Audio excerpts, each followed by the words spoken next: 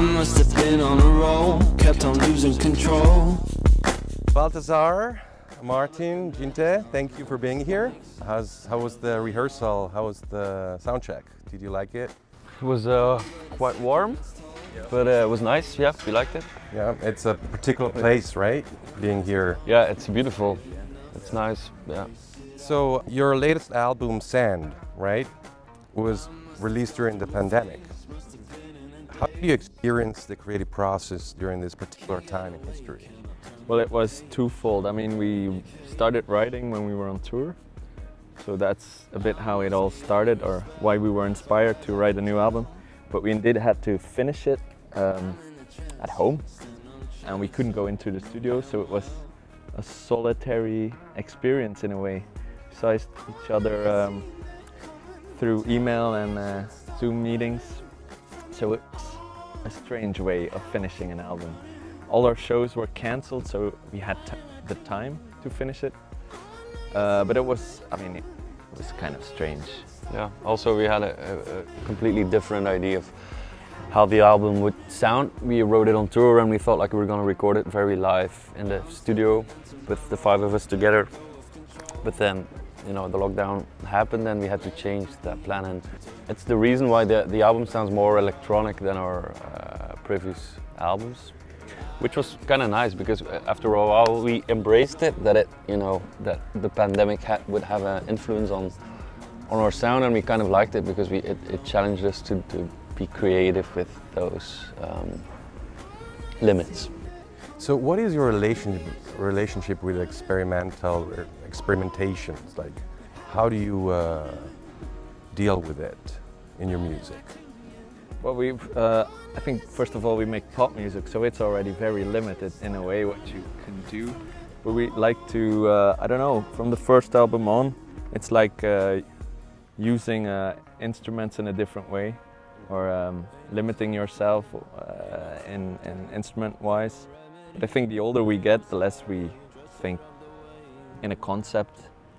And more just about the music, but it's true, like for this album we had to think about a different concept because we couldn't play it like we normally do on a stage, so that was nice.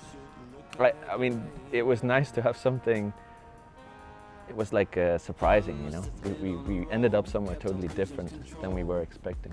And then of course the question was, are we gonna release it in the COVID era still, or are we gonna wait? But the album talks about impatience, so we were like, let's do it. And that felt kind of strange to release it, but you can't tour, you can't promote it really. So that's why we're happy now that we can, you know, play it. Like you want to share it with the public. You just record a moment, but the song starts to live a whole other life when you tour with it, and you know, there's a dynamic between the crowd and yourself, and you kind of need it to complete the album process. That's what we've learned. It's not finished when you drop the album, because it's very two-dimensional in that way. And how do you experience the audience like during this time, during pandemic? Like, is it reacting differently? Tonight we're playing for a seated audience, and it's of course a bit different because, you know, ideally you want people to stand up and dance and, you know, have, you know, like you get more energy back from a crowd that can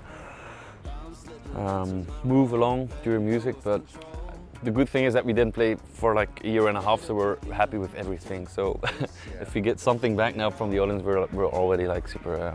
You also did play in Italy at the 1st of May, right? No, we sent a video because it was impossible to get there. Yeah.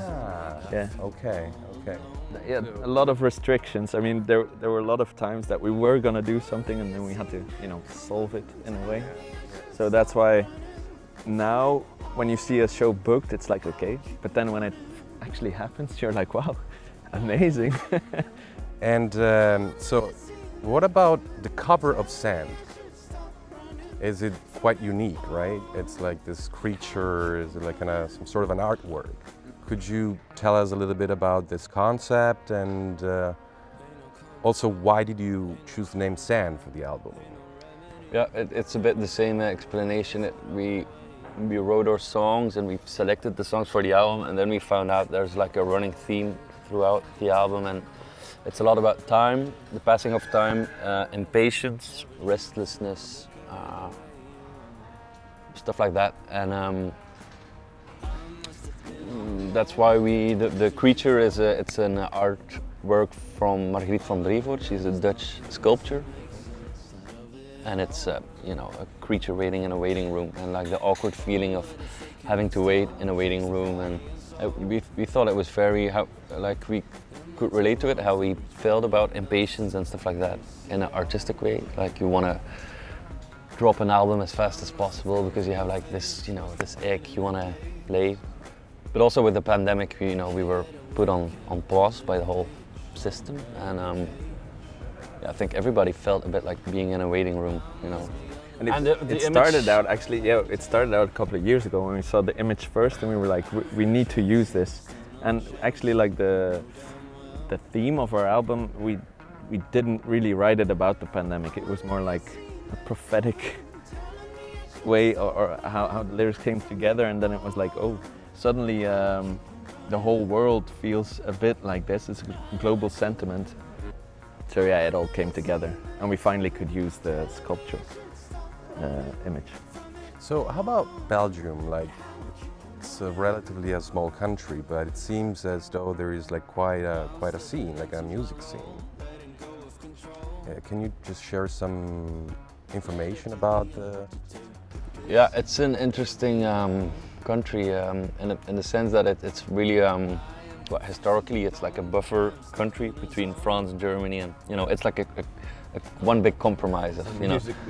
And I think culturally we're not very chauvinistic or like proud, but that makes us very open towards other cultures, and I think it's very Belgian to make a mix of things from around the world and, you know, like make our own Belgian melt pot, yeah, with it, and that's a very cool artistic mentality, I think, that lots of bands and artists have in common in Belgium. It's true, and it's in every genre. It's like something very poppy, like Stromae, still has so many strange influences that are super interesting compared to like more underground stuff, which does the same. It's like I think they ask us sometimes like, what's a Belgian mentality in music? I think that's like Martin just explained, that's the concept a bit of how we were raised. Okay, let's say that you have a fortune teller crystal ball, and you can kind of see the future. Like, what would you like to see for the music in general, and also in particular about your work? I think it changed over the years, especially now with the situation. I think we suddenly realized, at least for me, how spoiled we were to begin with. Like, we toured for 10 years, and at the beginning of the pandemic it was like, okay, we're happy to be home for a while, but then you're like, it's a crazy situation that it's so fragile. Just to share music and to experience music together. The whole, like, you have to fight for, you know, governments to like make this happen and such. So in a way, yeah, we've gotten less spoiled or something, and we're already happy like with the coming time. Yeah, that we can like go back to that it's normal that you go out there and play your music if you make music, and there's a crowd and one can go to a gig. I think we just are in a situation now with BALTHAZAR, with our solo projects. It's like we can do what we want, and we need that kind of variation to keep it going and to keep it interesting. So yeah, no? I think we're very, it's like, I mean, BALTHAZAR is 10 years more, and we've come into a situation where it's like, yeah, nice. If someone would have said 10 years ago, like, we could do this, we would be quite happy, I think. So the future, I don't know. Bring it on. And how is it for you, like all this post-pandemic world in which we're living in, right? So all this green pass you need to go to a concert, like how is it for you, this situation? How do you deal with that? Like how does it feel? Well, it's very insecure. We had like a very big festival in Belgium where we would headline. It was like the show of the summer for us, and they just cancelled like a week ago. That's very shitty because they couldn't, you know, they had to control everybody who came in on the festival, and it was like they couldn't organize it. It was so they had to cancel. So I think, yeah, we look at it from the other side as artists that we, you know, we lose a job in a way, and you know, opportunities and stuff like that. So it's always, you know, as a guy who goes to concerts, I think it's fine, you know, you have to put, you know, show your app or something when you get in, but it's a small effort to get some culture yet as well.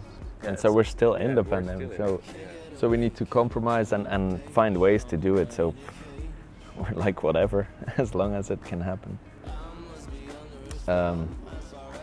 Because we're still not there yet. You know, like the big festival was cancelled. It's like, oh damn.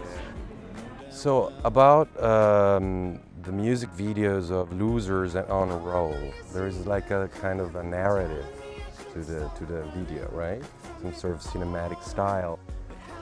What's your relationship with cinema? Like, how do you relate to it, to this art form? We get this question a lot, like is your music influenced by some, because we get the remark a lot that our music sounds quite cinematographic, but we don't really think about it. And it's not like we see a movie and then think, oh, this atmosphere, let's write a song that fits it or something. It's just, I think it's all way more at a subconscious level that you know, you pick stuff up from everything, what you do and see, and it's stored somewhere there, and you know, it. But anyway, you have to make a video as well, so what can you do in a video? Or you play the music live or not. And it is what it is. It's just a small dress-up thing. Yeah. But it's not we don't see it as movie, or it's not that serious or something. Yeah, but still there is kind of a narrative. Well, I think for especially the in Losers was like, the idea was like, okay, you have like these heist movies. It's like with like Ocean's 11, stuff like that. Like you have like a whole crew, and then at a certain point, at the end of the movie, the job is done, and then they each go their own way. And we thought, like, what if we make like because the video is very short, we just show the end, and everybody has to fantasize about like what was the job, what happened. Right. So that was the idea. Was it fun to act in it, or No. no? It's in between. It's like fun. The brainwashed in advance. It's like yeah, it's gonna be fun, and then you have all these cameras on you, and you're like, oh, what were we thinking? Yeah. Like especially On a Roll, we were like, I mean, it's a loop. The song is about your life being a loop, or like your emotions. Yeah. So we were like, okay, let's just make a video about the loop situation. And then in the end, a friend of ours directed it, and he was like, yeah, and in the end you come out of the elevator and you're completely soaked. And you're like, yeah, good idea. And then on the day itself, it's like, oh, that's horrible. It was winter, it was super cold. So yeah, it depends on, if you ask us, do you like it? Depends on when you ask. For the Fever song, we went to yeah, Lanzarote, and like we just had a holiday, and they shot some footage, and that's better. Yeah. So we're here, BALTHAZAR, Sexto Unplugged. What are you gonna do tonight? You guys have plans? What do you wanna, how are you gonna play tonight, or? Well, it's still the beginning of our, we played 4 shows, I think, since, a year and a half. So it's like still very exciting to get on stage and like not fuck it up. There comes a point like after 20 shows that you're like, oh, we got this, and you don't have to think, or you can get drunk and just play and like now it's like really like you feel the tension. It's a nice it's a nice moment. So I think we'll see. And it still feels very fresh. I mean, we just released an album that we could never play, so we have a lot of new songs And it's always an exciting time to play the new ones. You don't know how the crowd is gonna respond to it, if they know it. But we're gonna, try to present our new album, of course, and drop some old songs with it. So we'll see. It's a great atmosphere here already. There's no music yet, so we're excited for it. No? Great. Well, I wish you a great concert tonight. It's really Thank you. nice to have you here. And thank you. Thank you.